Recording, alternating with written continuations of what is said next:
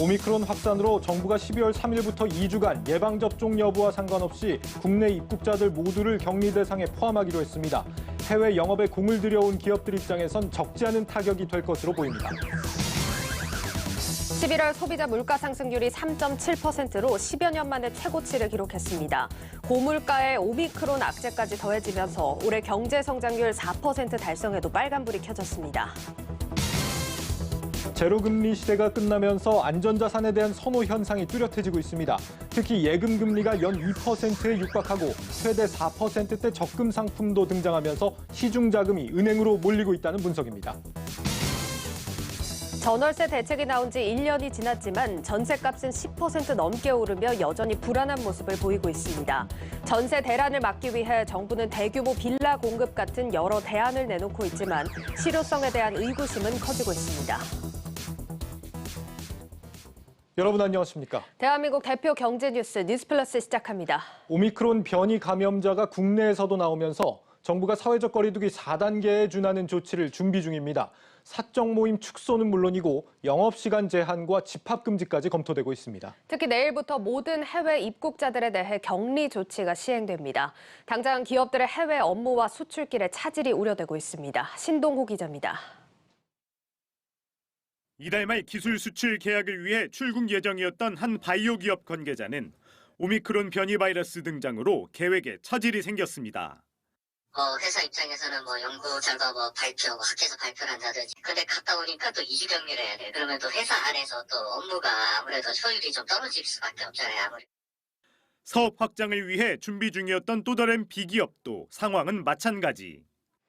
위드 코로나도 되고 이제 좀 괜찮아질 것 같아서 정상적으로 회원분을 볼 거라고 생각했는데 다시 격리 조치를 하니 앞으로 일정에 또 차질이 생기지 않을까 걱정이 되죠.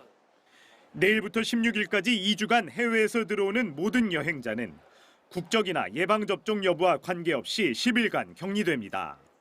내국인과 장기 체류 외국인의 경우 자택 등에서 10일간 자가격리를 하고 유전자 증폭 검사는 입국 전후로 총 3회 받아야 합니다.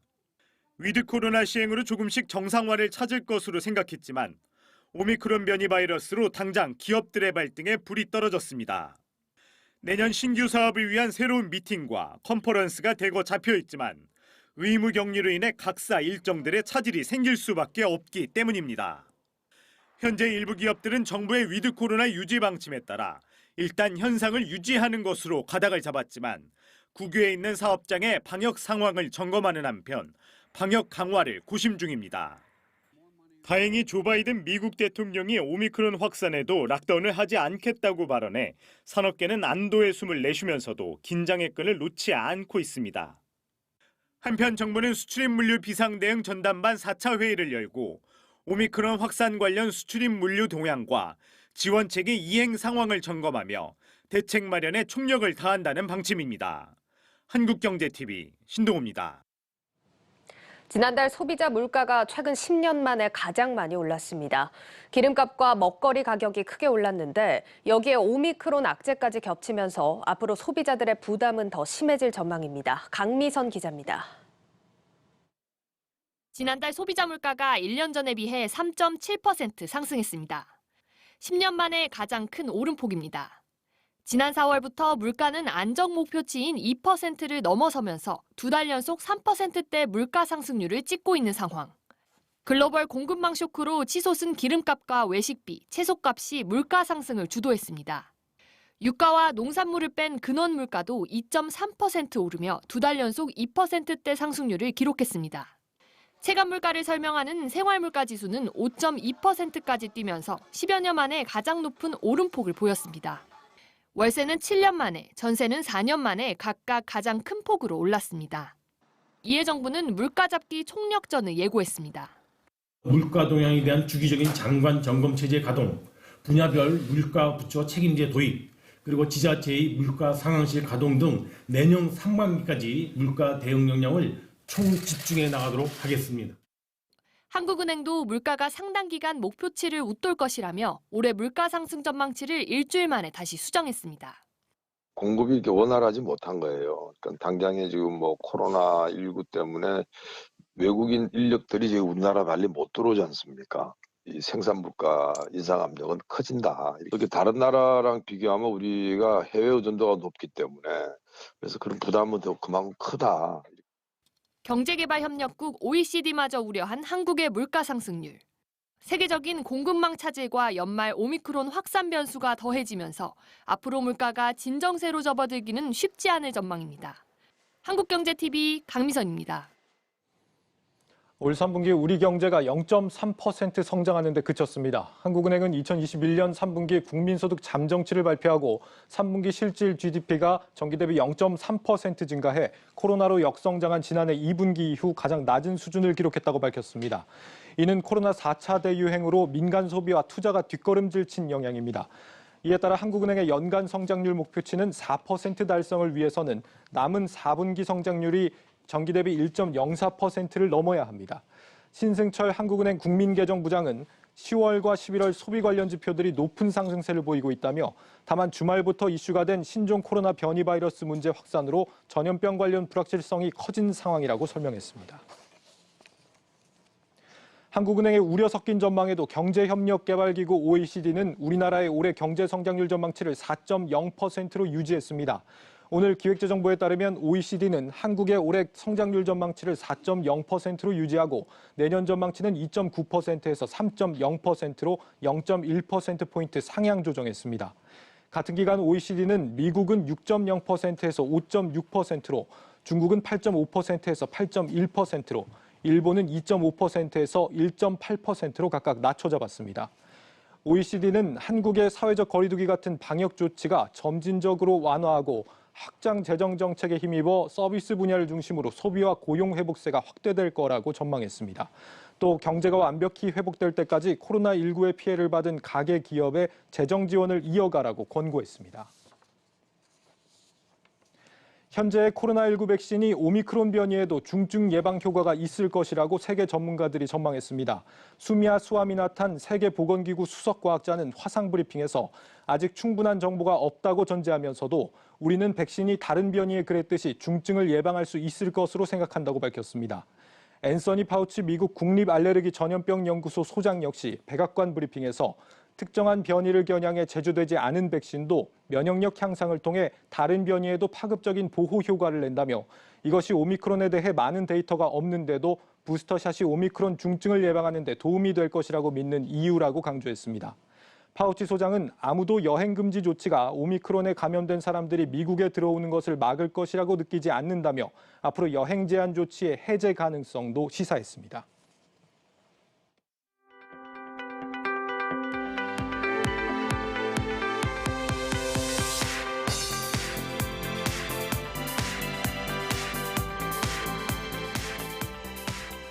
네, 최근 제로금리 시대가 막을 내린 가운데 코로나19 변이 바이러스 오미크론이 등장하면서 위험 자산 시장 불확실성이 커졌고 안전 자산으로 돈이 몰리고 있습니다. 이런 현상 정치경제부 문성필 기자와 자세한 이야기 나눠보도록 하겠습니다. 예, 문 기자, 먼저 위험 자산에서 안전 자산으로 돈이 옮겨간다. 이런 현상을 저희가 어디서 좀 대표적으로 찾아볼 수 있을까요? 먼저 이제 위험 자산으로 분류되는 가상 자산에 대해서 한번 살펴보겠습니다. 예. 자, 비트코인 시세를 보겠습니다. 비트코인 시세는요, 국내에서 지난달 8일 8,140만 원을 기록했습니다. 하지만 현재는 7천만 원대에 머물고 있습니다.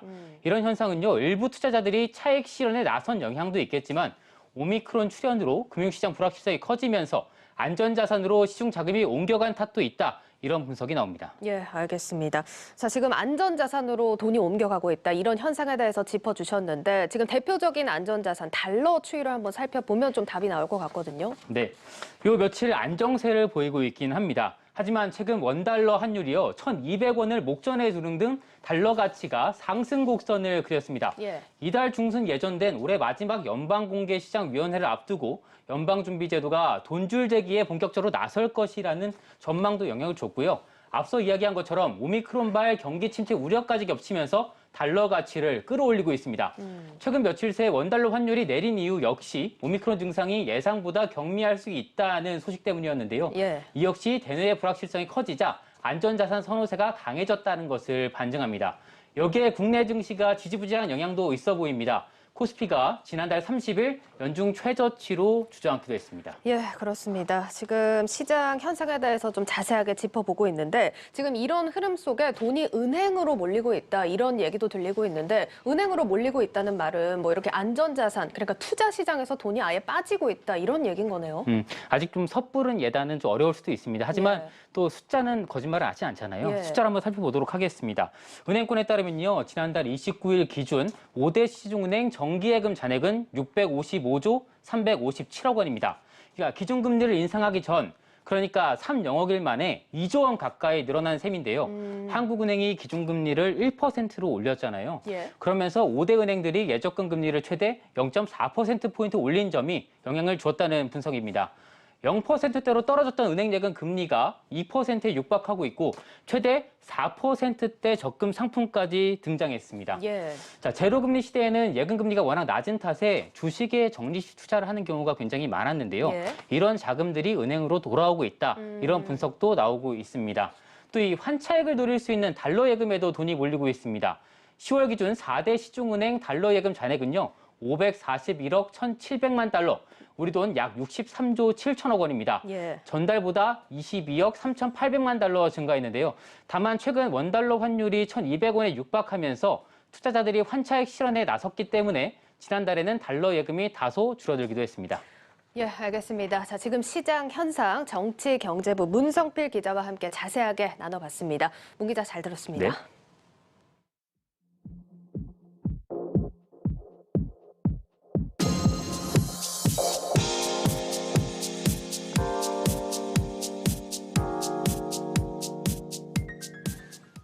네, 제로금리 시대가 끝난 상황에서 투자 자산의 배분 전략을 어떻게 가져가야 좋을지 전문가와 함께 짚어보겠습니다. NH농협은행 김형리 WM 수석 전문위원 나와 있습니다. 위원님 어서 오세요. 안녕하십니까. 안녕하세요. 지금 요즘 뭐 주식과 부동산 시장이 좀 투자하기 이렇게 좋은 환경은 아닙니다. 조정기의 이 투자 배분 전략 어떻게 짜야 될까요? 투자자마다 좀 상황이 다 다르겠죠. 예. 시장이 좀 저조하긴 하지만 일단 대출 금리가 오른다고 해서 대출을 상환하는 것보다는 대출보다 금리보다 조금 더 수익을 낼 수 있으면 상환을 좀 고민해 보시면 좋을 듯 합니다. 오히려 상환에 대해서는 고민하는 게 네. 좋다라는 말씀을 하시고 지금 이제 주택 대출 금리 5% 넘긴 상황에서 네네. 뭐 어떤 은행들 같은 경우는 5%도 넘고 조만간 또 6%도 갈 수도 있다 뭐 이런 얘기도 나오고요. 대출금을 지금 상황에서 뭐 앞서서 좀 말씀을 하셨지만 네. 빨리 갖는 게 유리한 건지 또 이제 앞으로 또 한도도 또 줄어든다 이런 얘기도 있다 보니까 미리미리 좀 더 대출을 많이 받아놔야 되는 건지 어떤 게 맞는 겁니까? 이제 DSR에 대한 강화 방안이 나왔는데 10월에 네. 나왔습니다. 실은 2단계가 2022년 7월에 진행하기로 했었는데 예. 그걸 6개월 당겨서 1월로 시행이 진행되고 있습니다. 만약에 연말에 자금이 필요한다든가 또 내년 초에 자금이 필요하신 분들은 미리 대출을 받아 놓으시는 거를 추천하고 있습니다. 미리미리 받는 것도 방법이 네. 될 수 있다 이런 네. 말씀이시군요. 지금 고정금리와 변동금리 어떤 걸로 해야 되나도 좀 고민입니다. 앞으로 이제 금리가 오른다고는 하는데 고정금리가 또 변동금리보다 또 훨씬 좀 비싼 부분도 있고 말이죠. 어떻게 하는 게 좋습니까? 지난달에 한국은행에서 금리를 조금 0.2% 올려서 기준금리가 지금 1%가 돼 있습니다. 예. 이 기준금리가 오른다는 거는 여신금리도 대출금리도 서서히 오른다는 의미죠. 그렇게 되면 대출을 받으신 입장에서는 금리 변동에 따라서는 고정금리가 훨씬 편하고 예. 신규대출을 받으신 분들은 고정금리를 추천합니다. 근데 내가 예. 변동금리를 가지고 있다. 그럼 좀 고민을 해봐야 되겠죠. 고정금리와 변동금리 차이가 1% 이내라고 하면은 갈아타시기를 제가 추천합니다. 그런데 갈아타시기 전에 좀 주의할 사항으로는 예. 대출을 하게 되면 기본적으로 3년 안에 중도 상환수수료가 있습니다. 이 상환수수료 금액이 좀 크면 부담스럽겠죠? 예. 그 금액하고 그다음에 아까 DSR처럼 본인이 대출을 받을 때 대출 한도가 있습니다. 이 한도가 나오는지 확인을 하고 나서 상환을 하는 게 좋을 듯 합니다. 그 중도 상환 수수료를 확인하면서 네, 금액이 너무 금리가 크면 네. 고정금리와 변동금리 차가 1%가 안 될 경우에는 갈아타는 것을 추천한다 네, 이런 말씀이시군요. 네. 금리가 오르니까 이제 예적금을 택하시는 분들도 있고 달러 예금이나 금 같은 상품에도 관심들이 좀 높아지고 있는데 네. 이런 안전자산들 포트폴리오 배분을 좀 어떻게 가져가는 게 좋겠습니까?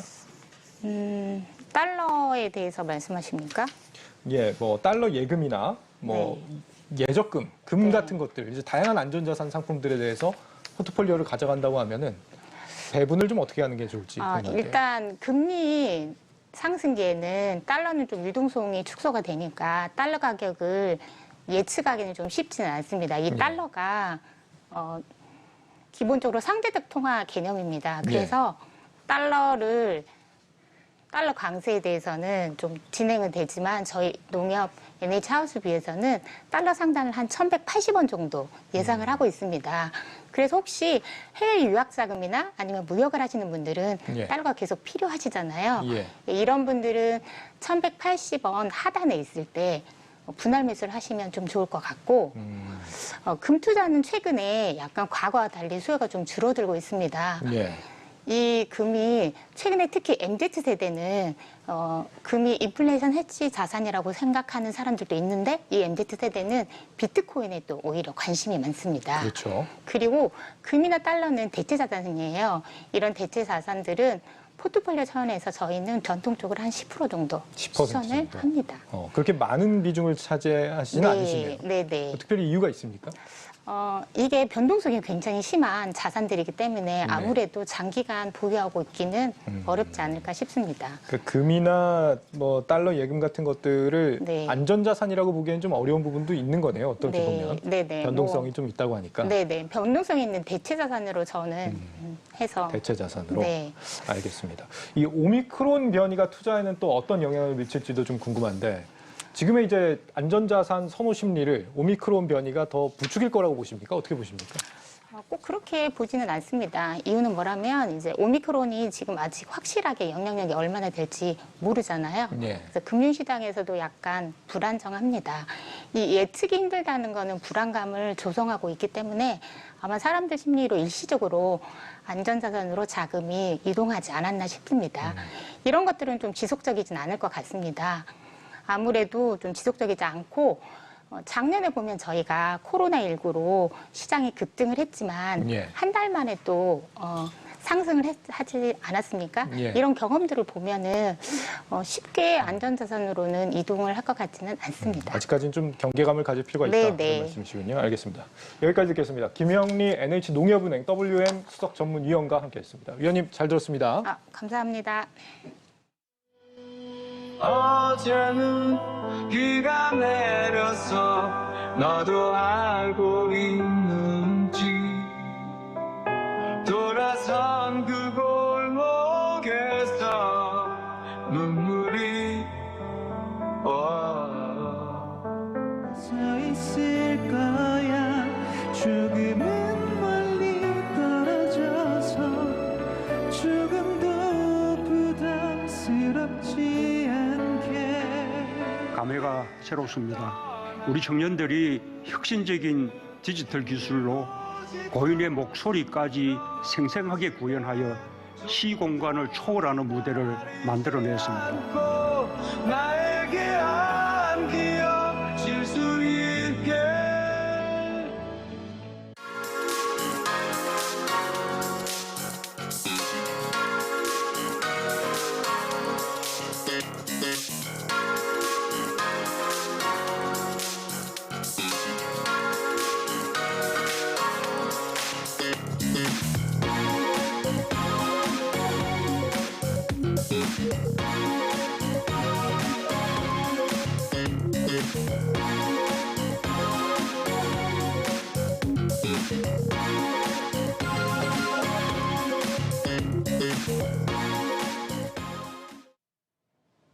찬바람 불 땐 배당주라는 말처럼 최근 국내 투자자들의 배당주 관심이 높아지고 있습니다.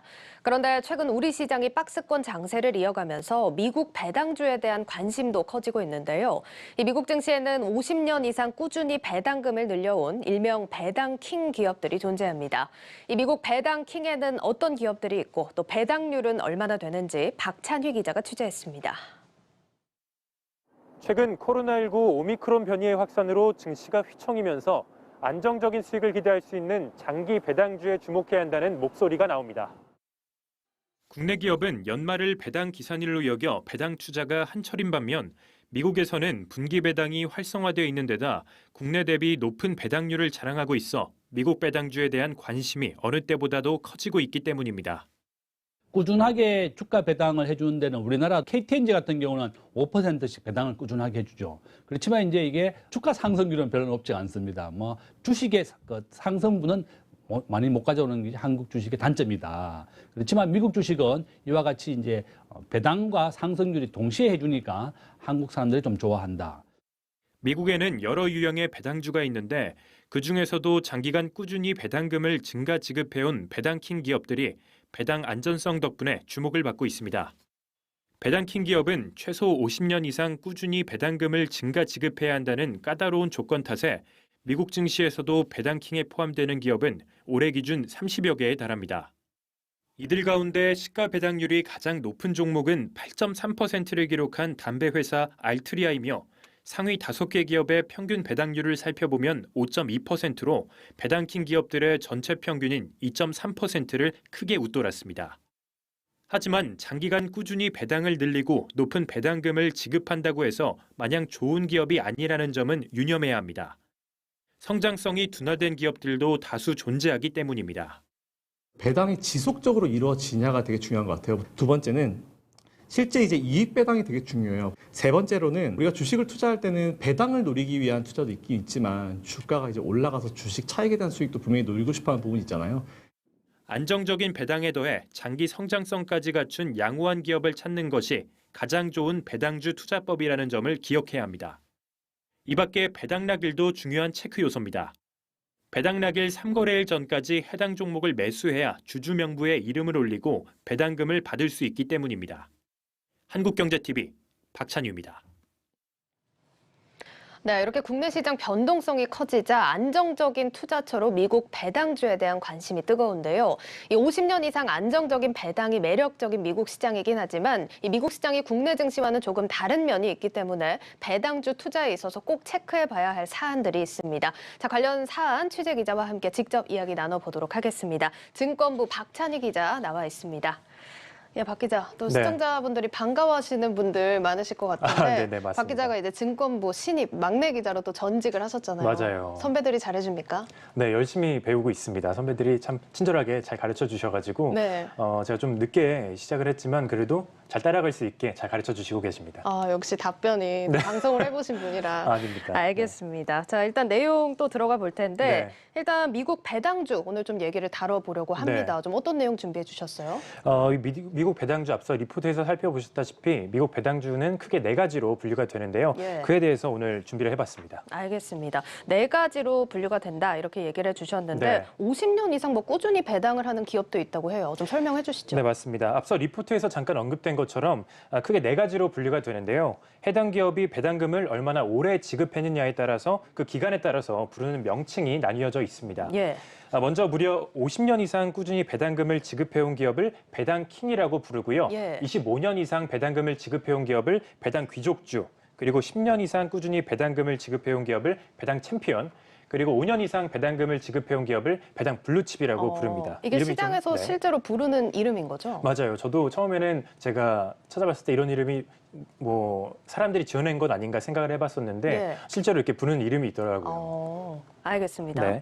카테고리별로 대표 기업들을 살펴보면 먼저 50년 이상 꾸준히 배당금을 지급해온 배당킹의 경우 앞서 보신 것처럼 담배 회사 알트리아가 8.3%로 가장 높은 배당률을 기록을 하고 있고요. 그 뒤로 입담배 제조회사 유니버설, 그리고 에너지 업체 노스웨스트 내추럴, 그리고 4.3%의 높은 배당률을 기록하고 있습니다. 그리고 25년 이상 배당금을 지급해온 배당 귀족주 기업들을 살펴보면 이미 투자자들에게도 대표 배당주로 유명한 기업들이 있는데요. 미국의 대형 통신사 AT&T와 정유업체 엑손모빌, 그리고 IT 기업 IBM 등이 속해 있습니다. 다음은 10년 이상 배당금을 지급해온 배당 챔피언 기업들인데요. 배당킹과 배당 귀족주에 포함된 기업들을 제외하고 살펴봤을 때 6.9%의 배당률을 기록한 캐나다 성유관 업체 엔브리지가 1위를 차지했고요. 부동산 투자 신탁인 유니버설 헬스 리얼티 인컴, 그리고 마지막으로 보험회사 머큐리 제너럴이 5%대의 배당률로 그 뒤를 이었습니다.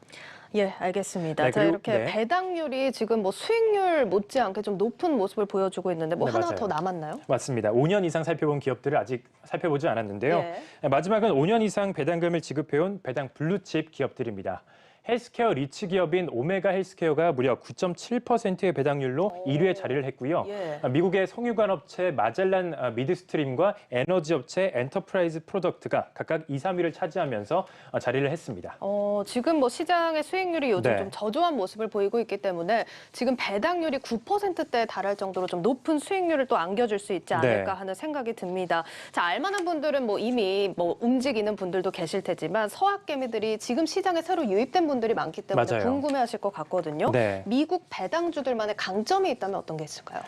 네, 강점이 몇 가지 있습니다. 한국과 미국의 대표 배당주를 놓고 비교해 보도록 하겠습니다. 함께 표를 보시면 한국의 대표 고배당주인 KTNG나 KT, 이 맥쿼리 인프라가 5%대 배당률을 기록한 반면에 미국은 오메가 헬스케어가 9.6%, AT&T가 8.7%, 그리고 알트리아가 8.3%의 배당률을 기록하면서 상당히 비교적으로 높은 모습을 보이고 있습니다.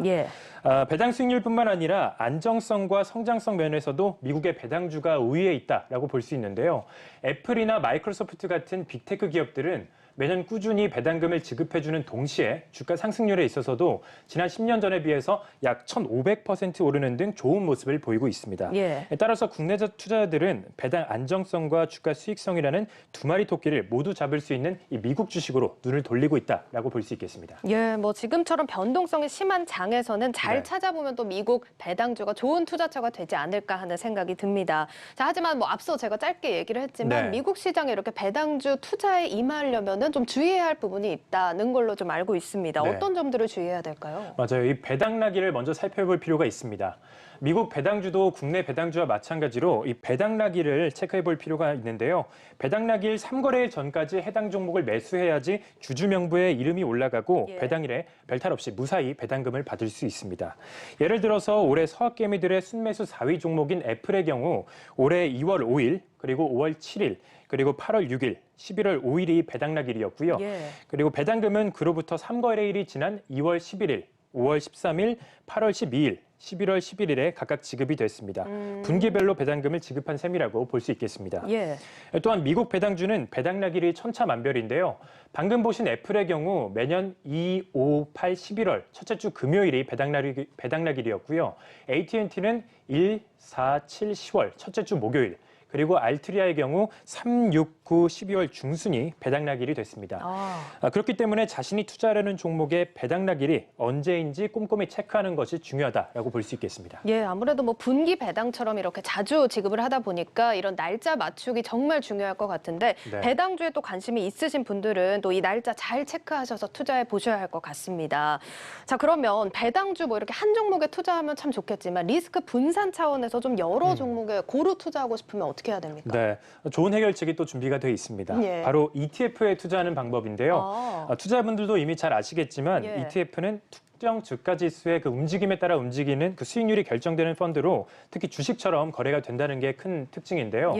따라서 만약 하나의 배당주가 아니라 여러 종목에 골고루 투자하고 싶다면 배당주에만 집중 투자하는 이 배당주 ETF를 사면 되겠습니다. 아직 배당킹 ETF는 따로 출시가 되지 않았지만 배당 귀족주나 배당 챔피언, 배당 블루칩에 투자하는 ETF는 상장이 돼 있습니다. 먼저 배당 귀족주에 투자하는 ETF로는 프로세어즈 S&P 500 아리스토크래트 ETF로 티커 역시 귀족을 뜻하는 NOBL, 노블인데요. 노블, 편입 종목으로는 유통업체 타겟과 뉴코, 엘버말, 펩시코, P&G 등이 있습니다. 프록터앤갬블이죠. 그리고 배당 챔피언에 투자하는 ETF로는 뱅가드 어프리시에이션 ETF가 있는데요. 티커는 VIG로 마이크로소프트와 JP모건, 월마트 같이 이미 우리에게 친숙한 기업들이 많이 속해 있습니다. 끝으로 배당 블루칩에 투자하는 ETF까지 살펴보도록 하겠습니다. 아이쉐어즈 코어 그로스 ETF라는 펀드로 DGRO라는 티커로 거래가 되고요. 애플과 화이자, 존슨앤존슨 등이 속해 있습니다. 또한 이 세 ETF 모두 배당금이 지급이 되는데요. 지난달 30일 기준으로 배당 귀족주 ETF의 경우 1.86%의 배당률을 지급하고 있고 배당 챔피언 ETF는 1.54%, 배당 블루칩 ETF는 1.96%입니다. 제가 소개해드린 이 ETF 외에도 고배당형 그리고 배당 성장형, 채권형 등 분류에 따라 다양한 배당주 ETF가 있으니까요. 투자에 참고해 보시면 좋을 것 같습니다. 예, 이런 미국 배당주 중에서도 더 안정적으로 투자하고 싶으신 네. 분들은 이 ETF에 또 관심을 가져보시면 좋을 것 같습니다. 자, 그러면 이 배당주 투자, 사실 뭐 월가에서의 평가도 궁금합니다. 어떻게 네. 보고 있나요, 월가 전문가들은? 네, 뱅크 오브 아메리카의 그 사비타 수브라마니안 전략가에 따르면 예. 배당주 투자에 대해서 긍정적인 발언을 내놨습니다. 사비타 전략가는 이 뉴욕 증시가 내년에는 조금 횡보할 것이다, 평범한 한 해를 보낼 것이다 라면서 이렇게 얘기를 했는데요. 그러면서 내년에는 주가 상승에 따른 그 시세 차익보다는 배당 수익률을 노려야 한다라고 조언을 했습니다. 그러면서 이미 미국 주식이 많이 오른 상태이기 때문에 기업들은 자사주 매입 전략 대신에 배당 상향이라는 전략을 채택할 것으로 보인다면서 이에 따라 배당 수익에 주목해야 한다라고 설명을 했습니다. 앞으로 이제 미국 시장 흐름에도 또 이런 네. 배당주 투자가 적합할 수 있다라는 생각이 드니까요. 오늘 또 이제 내용 참고하셔서 투자 포트폴리오 이렇게 다각도로 넓혀 보시는 것도 좀 대안이 될 것 같습니다. 오늘 여기까지 듣도록 하겠습니다. 증권부 박찬휘 기자였습니다. 잘 들었습니다.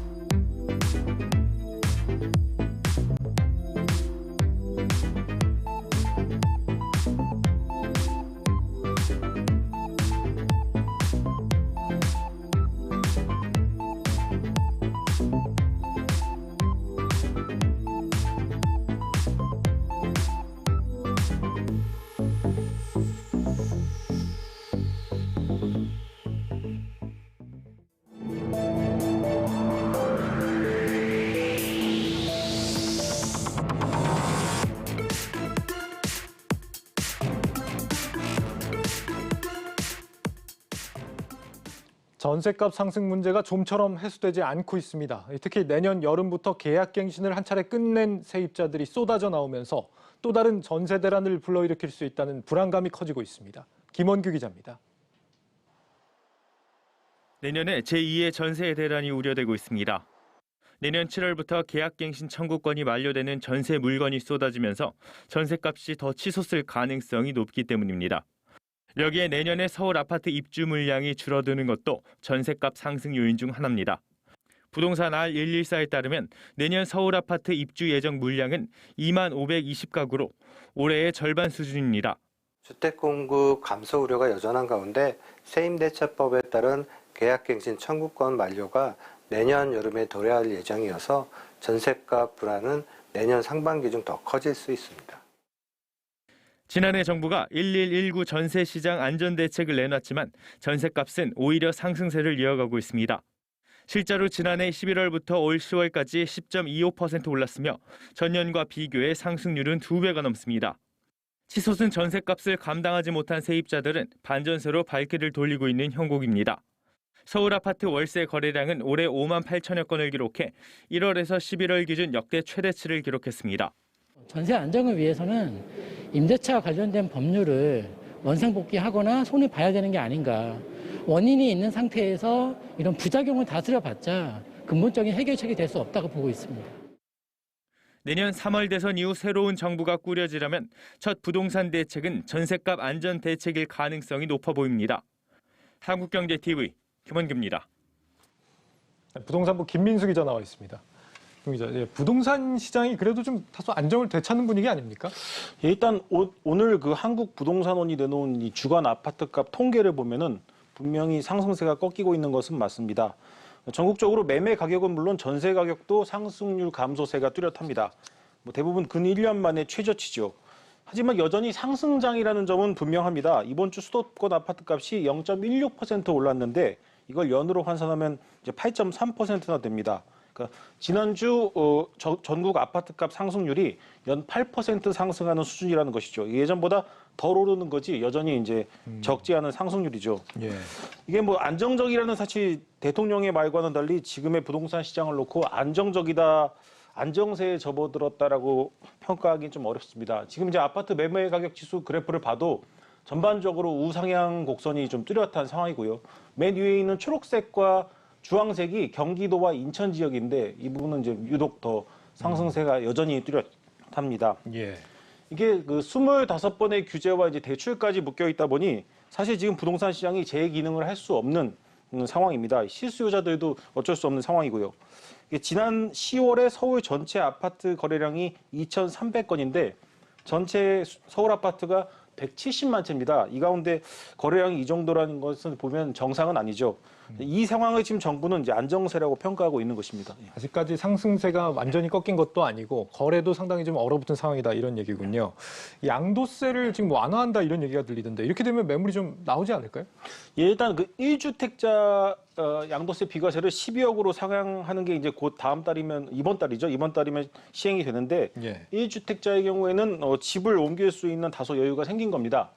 하지만 1주택자는 집을 팔고 또 사기 때문에 시장에 추가적인 매물이 나오는 것은 없습니다. 또 그리고 이제 중개 수수료를 비롯해서 집을 옮기는 데 드는 비용이 예전보다 많이 늘었고요.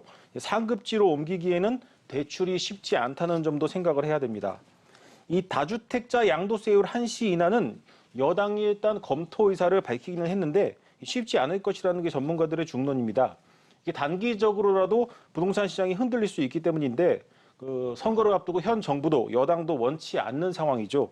차라리 지금에 좀 이제 죽어 있는 부동산 시장이 계속 유지되는 게 뭐 대선이나 내년 지방선거를 앞두고 뭐 정치 공학적으로 유리하다는 평가가 나옵니다.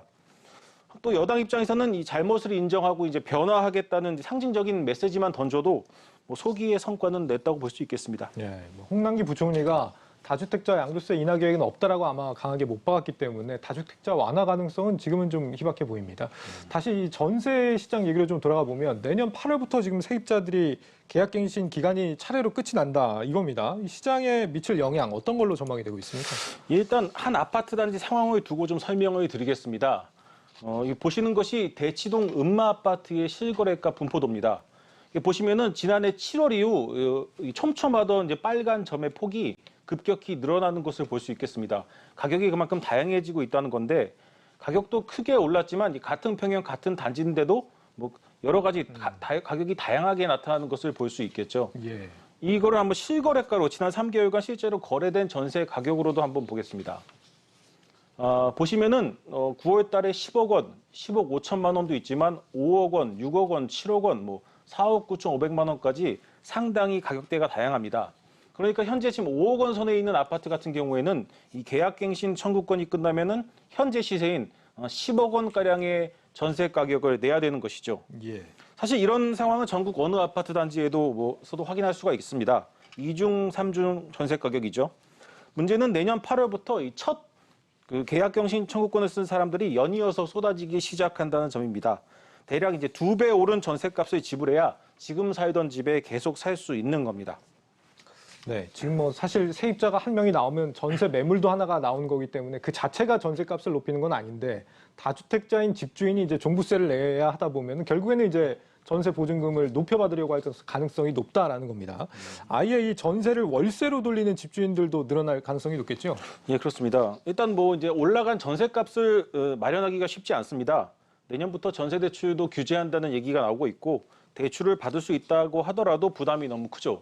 또 이런 상황에서 이제 세금 부담이 커진 집주인들이 벌써부터 전세를 월세나 반전세로 돌리고 있습니다. 현재 서울 월세 가격은 사상 최고치를 기록하고 있고요. 예. 또 이제 올라간 전세값을 감당하기 어려운 분들은 이 빌라나 오피스텔로 눈길을 돌리면서 곳곳에서 이제 풍선 효과를 만들고 있습니다. 문제는 이런 내년 8월부터 순차적으로 이런 상황들이 점점 더 심각해질 것이라는 점입니다.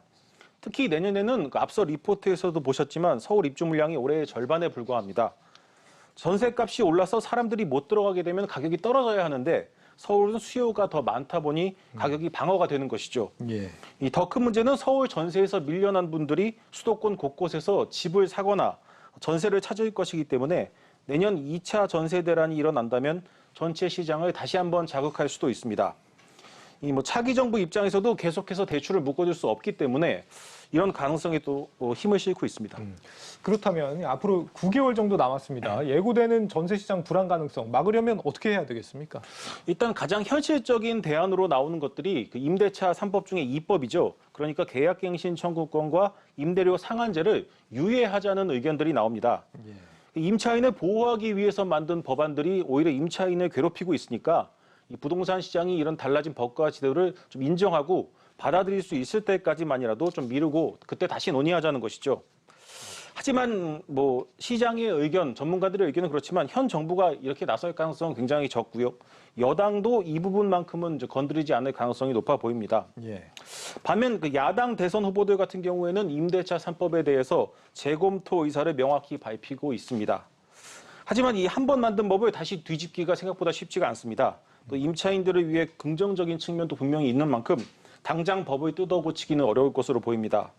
결국 이제 공급으로 풀어야 할 문제인데 당장 몇 년간은 시장에 나올 물량이 많지 않아 좀 걱정인데요. 이미 계약갱신 청구권을 쓰신 분들이라면 내년을 미리미리 준비해 두시는 것이 좋을 것 같습니다. 네, 참고로 이재명 대선 후보 같은 경우는 임대차 3법을 유지하되 안착시킬 방법을 찾자. 그리고 윤석열 대선 후보 같은 경우는 전면 폐지는 하지 않되 수정할 수 있는 방법을 찾자라는 입장이라는 점 설명드리겠습니다. 김민수 기자였습니다. 잘 들었습니다.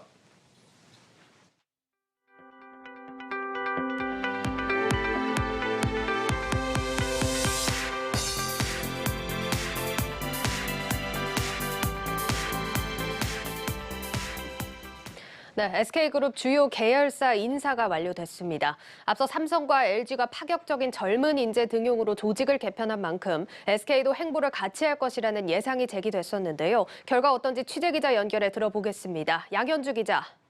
네, 보도본부입니다. 이번 인사에서 가장 눈에 띄는 점이 뭡니까?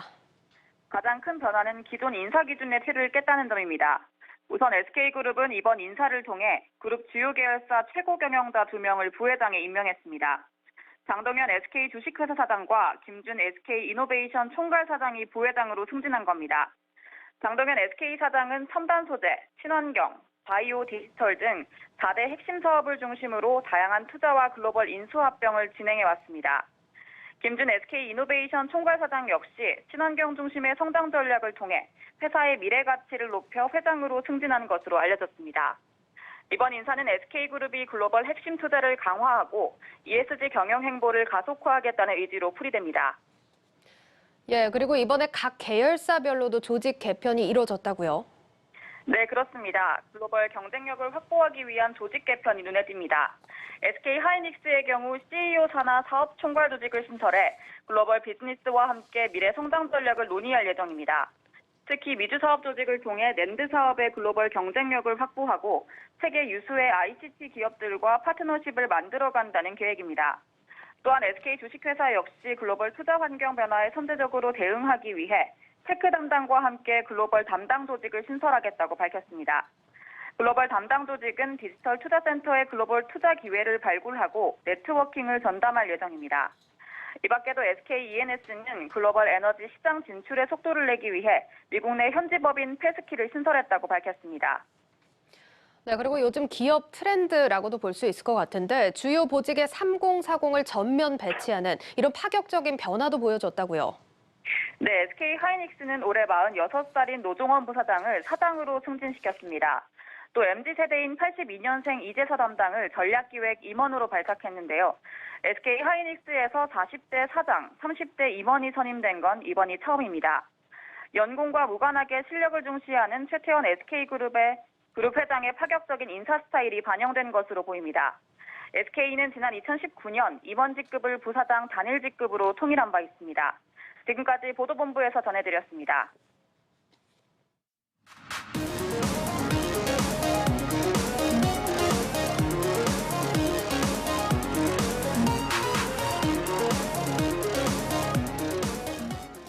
IPO 종목 탐방 시간입니다.